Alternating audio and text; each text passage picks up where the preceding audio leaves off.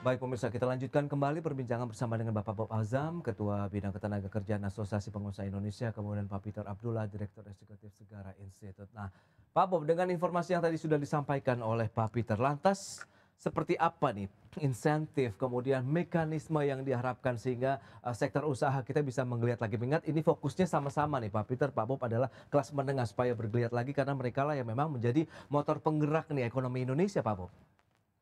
Kalau kita lihat penganggurannya, ini sebenarnya kan banyak pengangguran terjadi justru di mereka yang punya pendidikan yang lebih tinggi, Ya, ya menengah dan pendidikan tinggi.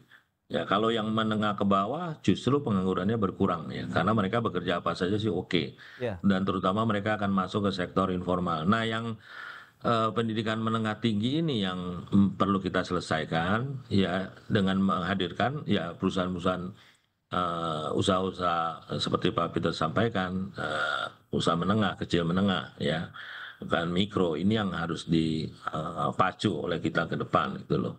Nah, cuma kan misalnya kita ngomong insentif, fiskal pemerintah sendiri tertekan gitu loh. Ya, bagaimana bisa memberikan insentif kalau fiskalnya tertekan, ya. Nah, jadi kita harus memilih bidang-bidang yang memang diberikan insentif, tapi dalam waktu jangka pendek bisa memberikan revenue kepada pemerintah. Nah, ini yang perlu kita perhatikan ya.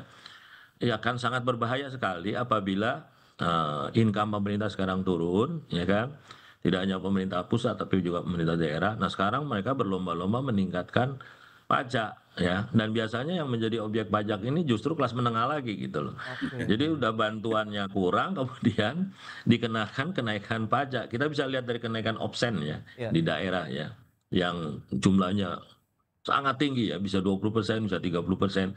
Saya khawatir kita akan masuk ke vicious cycle ya. Jadi semakin pemerintah merasa kurang, dinaikkan pajaknya, dan ini akan semakin melemahkan usaha kecil menengah kita dan juga kelas menengah kita ya. Dan itu nanti nggak ada obatnya ya. Semakin lama nanti ongkosnya akan semakin mahal. Jadi harus dihentikan ya. Jadi kita justru sekarang harus kreatif melihat, melakukan penelitian bidang-bidang apa yang kalau dikasih insentif dia akan memberikan revenue kepada pemerintah. Saya kasih salah satu contoh ya, pemerintah Nagoya ya. Itu memberikan insentif ya, tapi selama 3 tahun pemerintah Nagoya itu suffer ya. Memang menderita karena fiskalnya sangat-sangat tertekan. Tapi setelah 3 tahun mereka boncing lagi gitu loh. Oke, Ya, nah mungkin kita nggak perlu nunggu 3 tahun lah. Harus dicari bidang-bidang yang dalam 1 tahun, jadi dalam satu fiskal yang sama, tahun fiskal yang sama, kalau dikasih insentif bisa memberikan revenue kepada pemerintah gitu loh ya. Nah ini kan kita sudah pengalaman tuh setelah COVID pemerintah memberikan insentif dan banyak bidang-bidang begitu dikasih insentif mereka recovery lagi dan justru memberikan revenue lebih besar lagi kepada pemerintah.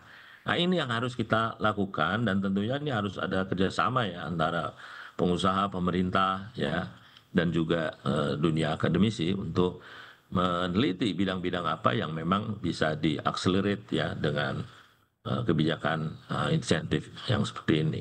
baik Pak Bob. Nah, Pak Peter, lantas seperti apa kalau kita lihat ini solusi yang solutif yang mungkin bisa Anda sampaikan juga nih kepada pemirsa mengingat tadi kelas menengah harus kita coba jagain lagi sementara di satu sisi ada likuiditas fiskal yang juga sedikit mengalami tekanan begitu nih Pak Peter. Ya, justru di sana tantangannya dan menurut Hmm, saya bukan sesuatu yang nggak mungkin ya. Apa yang disampaikan oleh Pak Bob tadi sebenarnya dalam banyak hal sudah terbukti sangat mungkin untuk dilakukan ya. oke, Bagaimana pemerintah melakukan bauran kebijakan baik. yang di dalam bauran kebijakan itu memberikan insentif ya. Memang ini harus ada perubahan mindset ya. Misalnya contoh ini menurut saya kan sekarang ini pemikirannya selalu kalau pemerintah itu kan bagaimana menggenjot penerimaan dengan menaikkan pajak, ya. Ya, Menaikkan tarif pajak, ya.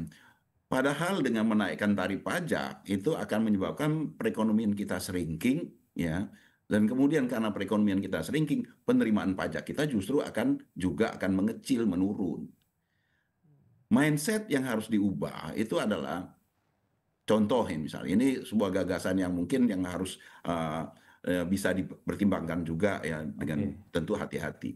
Menurunkan pajak menurunkan tarif pajak sebagai sebuah insentif itu bisa menyebabkan perekonomian tumbuh, ya, karena pajak dengan penurunan pajak, ya, itu akan menaikkan daya beli, perekonomian kita berputar, dengan perekonomian yang berputar maka penerimaan pajak justru bisa kita naikkan. Oke. Jadi riset mengenai hal ini harusnya harus dilakukan, ya, sehingga kita cara berpikir kita itu nggak kaku, ya, hanya menggunakan satu pola, satu obat untuk penyakit yang selama ini sebenarnya nggak sembuh-sembuh juga gitu loh. Ya. Nah ini menurut saya ada pemikiran Ya, ya. bahwasanya pemerintah perlu melakukan upaya-upaya terobosan-terobosan, bahkan kalau perlu melakukan bauran kebijakan yang selama ini mungkin dianggap hal yang sulit untuk dilakukan. Oke. Padahal mungkin untuk dilakukan Nah, dengan menggabungkan berbagai kebijakan memang. Ya, baik. kebijakan fiskal semata nggak mungkin bisa. Ya, kebijakan fiskal itu harus dikawinkan dengan kebijakan moneter juga. Ya.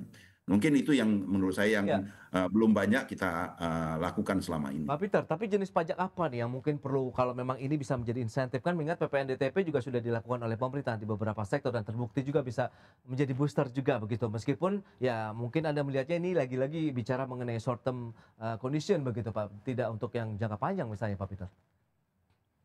Ya kan pajak kan banyak ya, ada PPN kita kan naik gitu ya.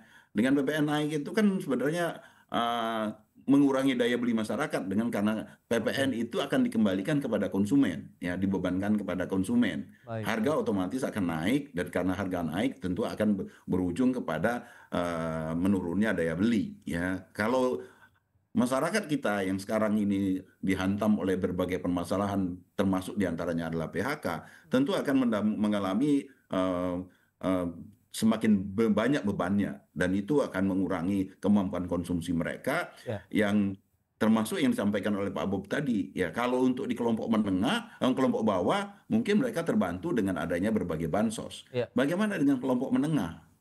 Ya, kelompok Oke. menengah ini kan yang selalu disebut-sebut kelompok yang diabaikan. Padahal mereka menjadi pilar utama dari perekonomian kita. Ya. Oke. Kelompok menengah ini sudah mengalami penurunan yang cukup drastis. Ya. Ya, Hitung-hitungannya kalau secara kasar tadinya sekitar 60 juta, ini sekarang bersisa tinggal 40 juta. Ini adalah pilar yang mensupport konsumsi yang pada akhirnya mensupport pertumbuhan ekonomi. Nah, ini belum ada kebijakan yang benar-benar mengarah membantu mereka. Ya, padahal seharusnya inilah yang disebutkan Pak tadi menjadi masalah tidak hanya di Indonesia, di berbagai negara, baik. yang mereka ini sebenarnya menjadi lokomotif ya Ya, di dalam perekonomian kita, karena baik. mereka inilah yang akan menggerakkan Hmm. perekonomian kita. Oke Pak Peter, berarti memang bicara mengenai upaya-upaya mitigasi begitu untuk kelas menengah kita bisa tingkatkan lagi dari sisi kemampuan daya beli lagi masyarakat, kesempatan bekerja yang lebih diperluas lagi betul dengan penciptaan lapangan pekerjaan di dunia usaha kita. Baik, Pak Peter, kemudian Pak Bob, sayang sekali waktu terbatas. Terima kasih banyak atas informasi, update dan juga insight yang sudah diberikan kepada pemirsa. Semoga nanti benar-benar ada solusi juga yang akan disampaikan oleh pemerintah, bauran kebijakan baik mungkin fiskal maupun moneter, karena kita tahu juga Bank Sentral sudah menurunkan suku bunga acuan kita, dan semoga tadi bisa lebih tepat sasaran lagi untuk bisa mengangkat kelas menengah kita. Terima kasih, selamat melanjutkan aktivitas Anda kembali. Salam sehat Pak Bob. Terima kasih Pak Peter. Terima kasih. Terima kasih Pak Terima kasih Bob. Pak Pras, Pak Peter, terima kasih. Baik pemirsa, jangan beranjak dari tempat Anda karena sesaat lagi kami masih akan kembali dengan tema menarik lainnya terkait dengan optimisme pencapaian target pertumbuhan ekonomi 5,2%.